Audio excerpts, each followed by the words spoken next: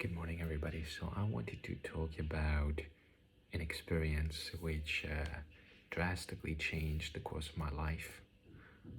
So before I talk about it, a disclaimer: this is my own experience.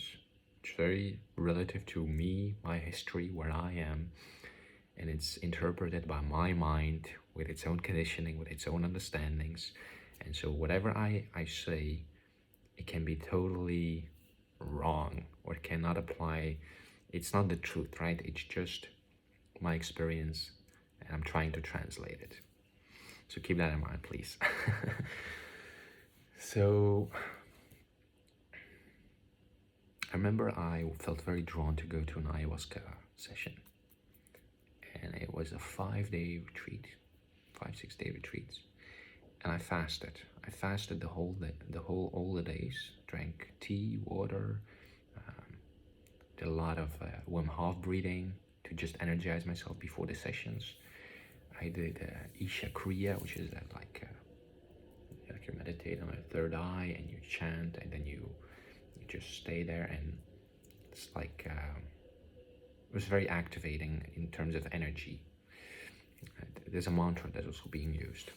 Now, I was doing that before every morning and in the evening before a session, before an ayahuasca session.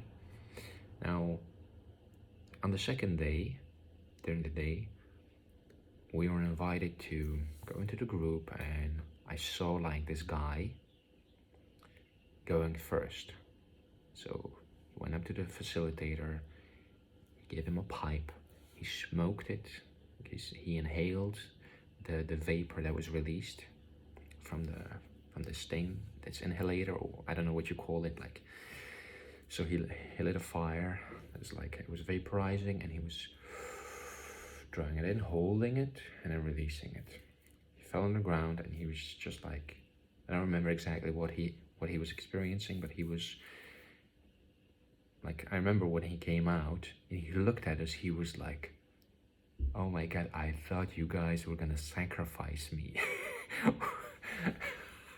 It was so funny when he said that. So I remember another woman, she had that experience, and she came out and she was so blissful and wonderful. So when my turn came up, I was aware that, like, I don't know what's gonna happen. I cannot imagine what's gonna happen. It's like, how will this work? Will this really work?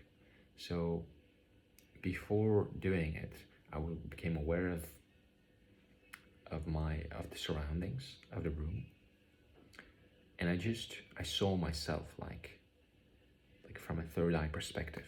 And looking at myself, I said, can I surrender to this? It was like, and there was like a shift happening. I felt surrendered, but I felt in my head. I felt like it was in my head. So I smoked the thing. And the moment you smoke it, it's like, and you hold it in, it's like your body, goes a bit numb. You fall on the ground, and you lose complete awareness of control, no ability to control, just like happening, and like everything's withdrawing, all the senses are withdrawing. There's just this sense of beingness, or I'm still here, me, in the body, right? And struggle became apparent. Like, I was struggling because it felt like I was dying, like I was withdrawing. It felt like very like you know, like in the chest, these kind of sensations which are very like, I'm talking from memory now, but it was very like this bad feeling, like something's wrong, something's like, it doesn't feel right, like being with that feeling. And the mind was, of course, reacting like, oh my God, what did I do? Why the fuck did I do this? I didn't want, like, I shouldn't have done this. Like, and it's like you're in the experience and you're immersed in it, and you're going through it, and there's no going back. There's no coming out of it. Just going through it. And my body started to scream. So I was like, ah, at a very high frequency. It's like from my belly, like whoa, like these kind of very high sounds. And at certain points, they started to play shamanic music, drums, like this kind of thing. My body was beyond my control. It was like my body started to move like this, and like go up and like making all kinds of movements. I was just aware that, oh, my body's moving, but my eyes were closed, and it was just like being there. At a certain point, it stopped, and there was just this struggle, like, no, I don't want to die, I don't want to die, I don't want to die, I don't want to die. And then it became so painful because the feeling kept intensifying to this pinnacle. It was like, I don't want to die, no. But it was like intensifying to the point where you're holding on, that tension point where you are contracted. And that point, when it's like, so painful, and your mind is like, I don't want to die, please, I don't want to die, I don't want to die, I don't want to die. And there's like this threshold point that you reach, and all of a sudden there's this thing of like, I don't want to suffer anymore. I don't want to suffer in this contraction, in this pain. So the thought comes, I'm just gonna let go. It's okay not to exist anymore. It's okay not to be anymore. It's okay to die. And when that thought came, it was like a complete release. And the contraction was gone, and there was just pure empty space. And they were using like these bowls, like doing like this kind of thing to guide you through it. And all of a sudden, this wide, huge sphere of light appeared. Like, in my awareness, am I seeing like this white sphere? And it was like morphing the whole time, like, and the feeling in there was like pure, raw, unconditional love.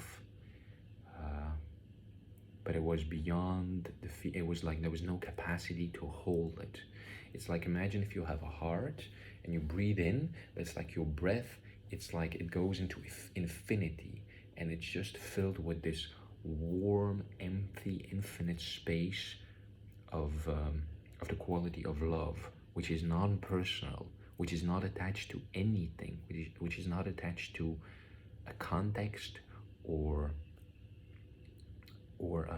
an understanding or a dynamic. I love this, I love that. Like, none of that is that. And there's no like understanding of what it's just like pure experiential, unconditional love.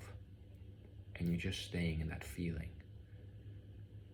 And it's like, there's no time. Like during the whole experience, there's no awareness of time. There's no awareness of how long you're in the process. It's just like, you smoke it and then you're off, and it's just like continuous in the moment, everything unfolding.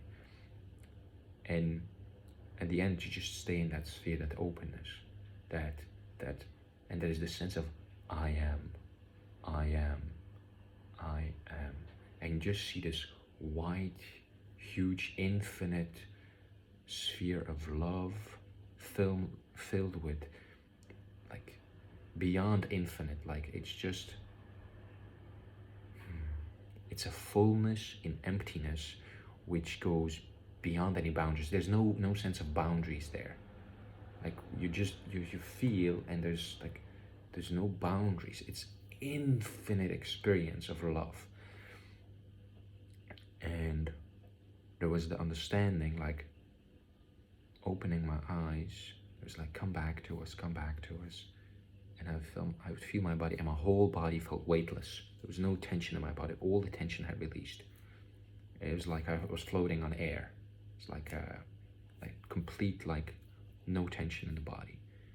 And so I looked at people, and looking at them, all of a sudden there was like relating to people from that experience. So I was looking at them through the lens of that. I started to cry, and people looked at me and they started to cry, and I was like sitting like this, and I was like, I would die for you if I could save you. I would die for you if I could save you. I love you so much. And it was really just coming out by itself. And then I took some time, I laid on a yoga mat, coming back into my body, and looking around. There was just this weightlessness. It's like you're reborn. Like you died, and you're reborn, and you're just looking at everything, like for the first time, like everything's so bright, everything's so alive. And then I noticed there was my mind coming back online. My mind making context. This is a woman. I'm a man. This is allowed. This is not allowed. This is the context I'm in. And I felt on my body pressure coming back. Like pressure. And all of a sudden I felt this self-consciousness. Oh my God, what did I just do? They must think I had like this Messiah syndrome or something. That, like, what did I just do? And I felt like this shame that I expressed that. And it was like, how can I face these people now? Look them in the eyes. Yeah, and after that, actually going through the ayahuasca, I felt very uncomfortable. Like my ego felt very uncomfortable because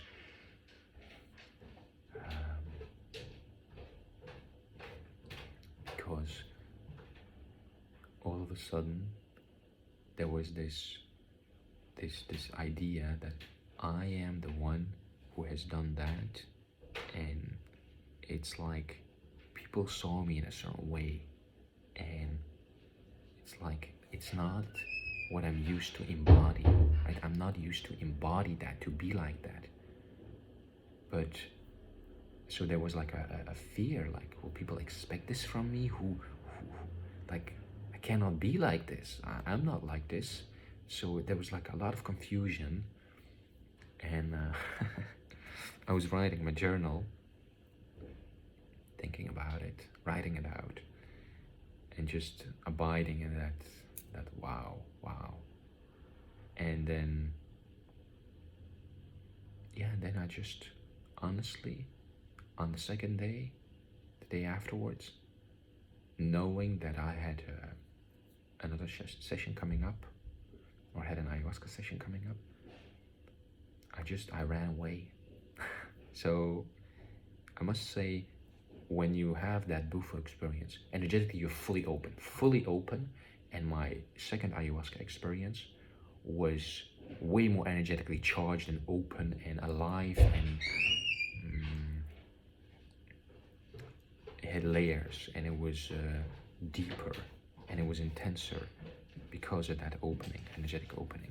Because the first day it was softer, my experience was softer, and my visions were softer, everything was more vague. And this time it was like everything was super alive. It was like now there was like this energy that was like available to create experiences, to like before it was contracted, and now it was all open.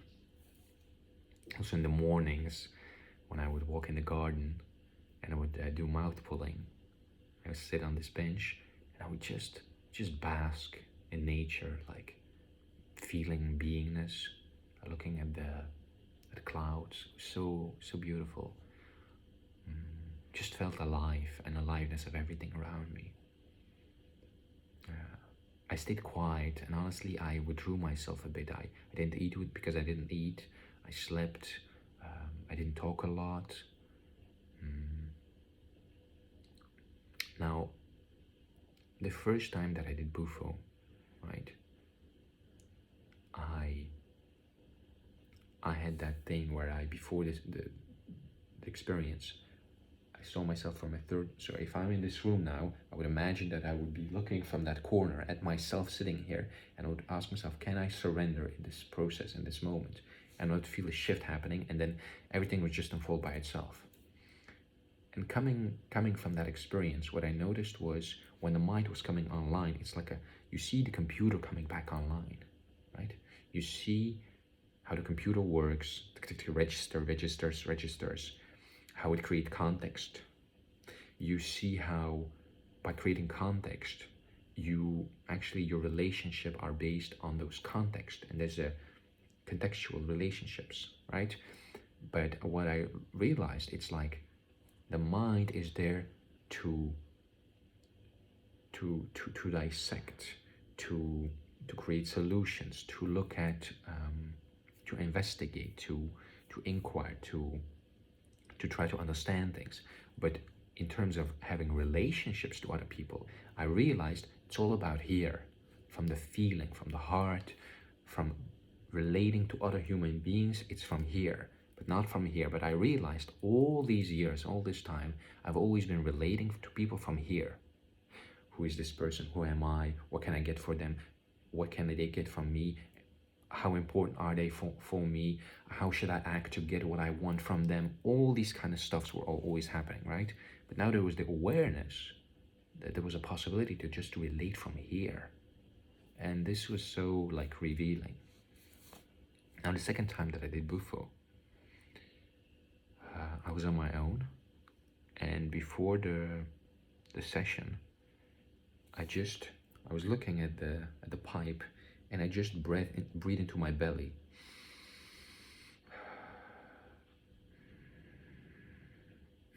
Just breathing very deep, and just breathing in the words surrender. Imagining like the word surrender just drop into my belly.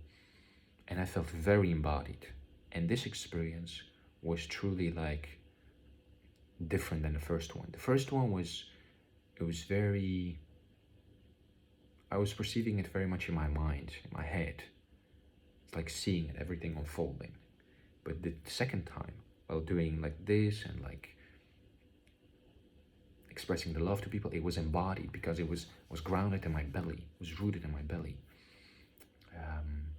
Yeah, so it was like just before the session, just breathe in a couple of times, just breathe in non-intentionally into your belly until you go to the core, to the root of your hara, of your center, and there's like this impulse almost, and then you just drop in surrender.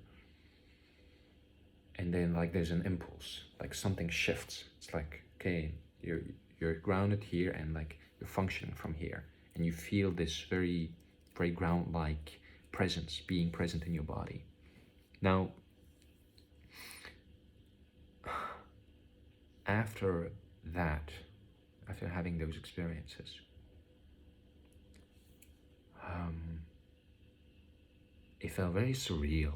Very surreal because all of a sudden I had experienced this new dimension, this new, like going beyond the limitation of boundaries of being myself.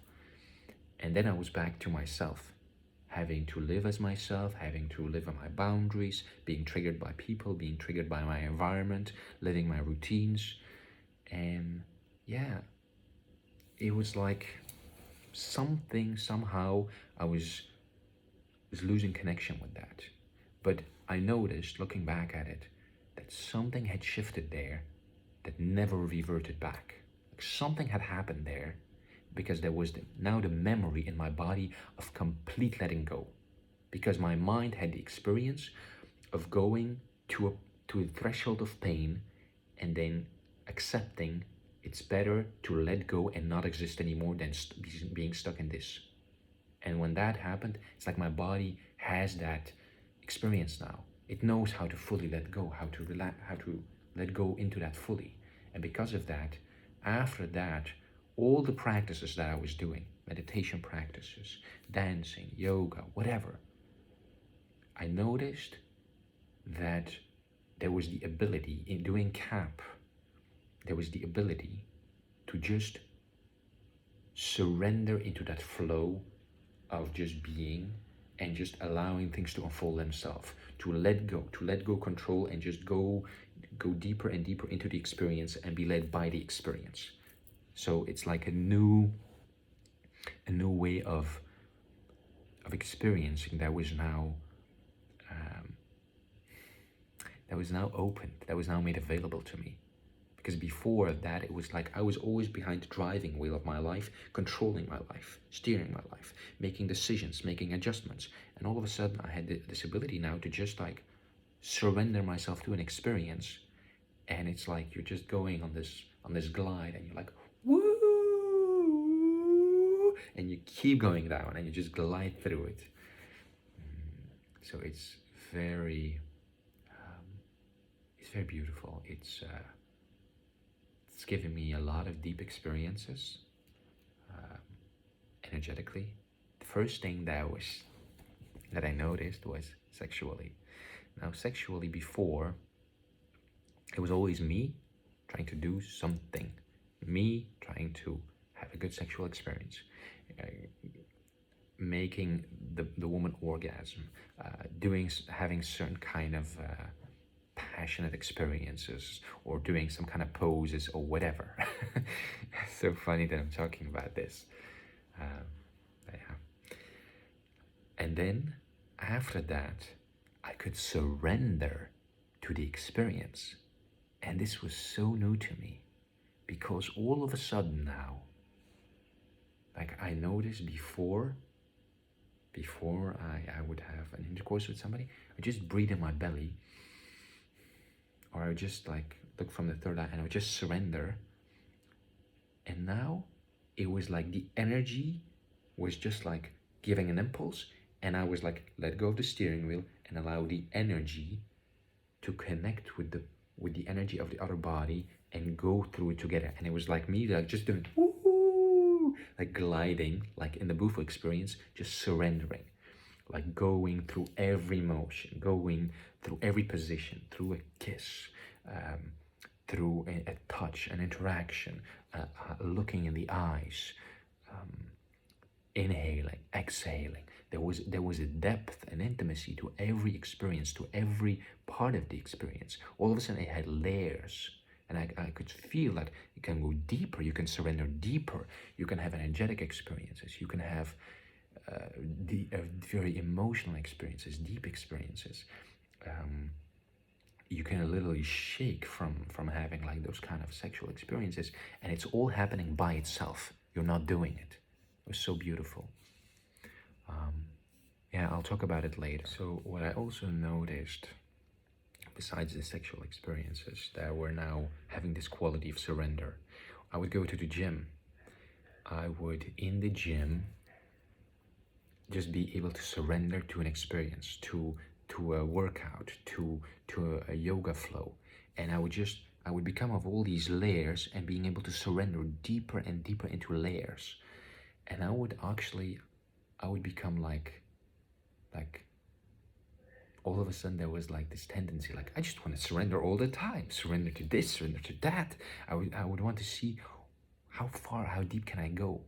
And going deeper and deeper, there's like a deeper and deeper intimacy, a deeper and deeper understanding and feeling of what the experience is really about, what the experience really means for you, what the real value of the experience is. Like being in the gym, at some point, I was training, and I was just looking at everybody. And while training, like the movements would start to happen by themselves. Like this is the biggest thing. After the bufo, having the bufo full release, whenever I was training or having sex or riding or what else? Anything really, anything, conversations, anything. There was just now the ability to surrender and not be the doer, not be the one who's doing whatever's happening, but be the witnesser of whatever's happening without having any control, without having any idea of what's going to happen, what's to come.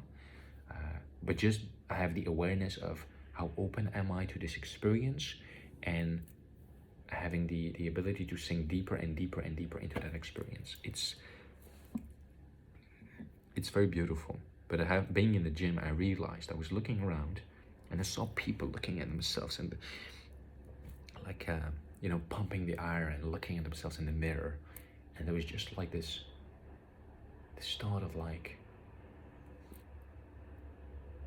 is this what, like I could see the energy from which we were all here collectively together doing it.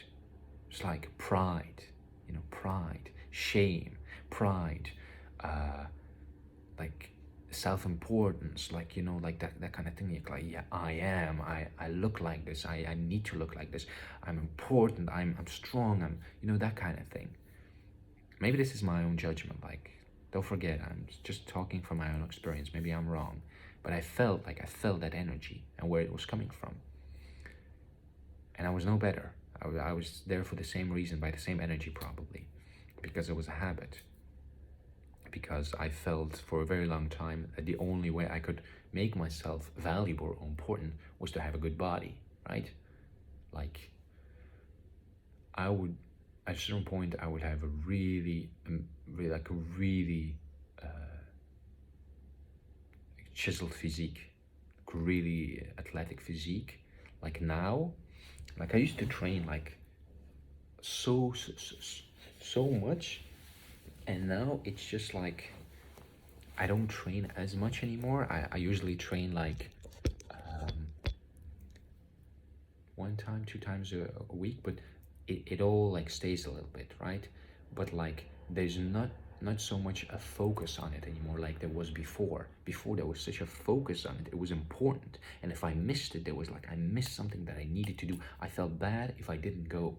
And then there was the realization, is this what we as people 2,000 years ago, 3,000 years ago, is this what they thought that our advanced civilization would be doing?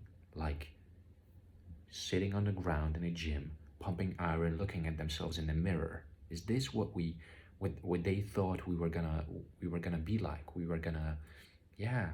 Is this what the reach of our advancement is? And I started to become more and more disillusioned in it. I started to see that, wow, like I would start to see more and more through things. The more I surrender to an experience, the more I would see through whatever I was doing, because I would see like this experience that I'm going through, that I'm surrendering in, is revealing to me the dynamics of it, the real value of it, and makes me understand what it's really about and what I really feel about this and what I really have with this experience. So it would like give me like my mind would by immersing itself, by surrendering, it would like go so deep and dissect everything and see everything, and I would feel everything. I would be led through synchronicities so often. Like I would just sometimes like have this impulse to just get up, go walk in the city, and while walking, all of a sudden I would meet somebody, and we would go off and would have like these conversations or these kind of meetings. So it's like I was so glad to have those experiences, to be in that flow of life. So yeah, bufo. I especially loved the dancing part. So a woman had said during the retreat that because they play really amazing music, that you can listen to the music at home. She was listening to the music at home, and like dancing, and she would get into the same kind of state, the same kind of feeling. And I tried it. I was like, I downloaded some songs, and I put them on, and I was free flow dancing. And at a certain point, while dancing, I would feel that the energy would like free itself up in a certain way in my body, and it would reach this crescendo, and there would be like this release, like, oh, I'm in that flow again. I'm in that feeling of beingness, of openness, of release, of surrender. So yeah, like doing bufo and completely surrendering, for me it was life altering, life changing. And actually I thought about going back to it, but every time my mind was just afraid, because there was the realization it's a death experience. It's like you don't know how far you're gonna drop. You don't know what you can lose. I was listening to some tapes by Ajahn Shanti, who's a spiritual teacher, and he talked about having big awakenings in his life. And with every time you have a big awakening, right, you peek over the top and you see the whole. It's like you changed. you come back, you change, something changed because you lose things, because you see through them. And for me, it was like a fear to go through that painful experience. But this was, of course, unconscious, because it was the thought of going there. It was like, oh my God, I will have to go through the suffering experience again. And that was the focus was on. I don't want to go through the suffering experience again, because it felt also very, there was like a fear, like, and in reality, I don't know what it will be like.